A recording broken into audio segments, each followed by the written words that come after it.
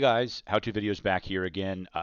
This is going to be another YouTube short with the trailer hitch that I currently have on my machine. It's been working for over a year. It's my CRZ 426 Greenworks Pro 42-inch riding mower. I had to take a two-piece solution, kind of put this in like a DIY fashion. I just went in to see, this is for an ATV, or I'm not even sure where I found this, but it does have two different holes. You can, if you need something that's further extended.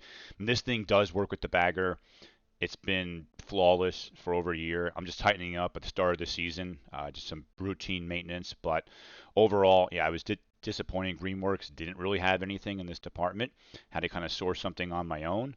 But again, it's a 15th, 16th wrench. It's almost like an inch thick bolt. But this thing kind of locks itself in place. You don't really need, I mean, you can use a pair of pliers, but it's not going anywhere for the most part. So again, works with all my attachments. This mount is much higher than my prior lawn tractor, so I kind of had to improvise when it wasn't working as intended.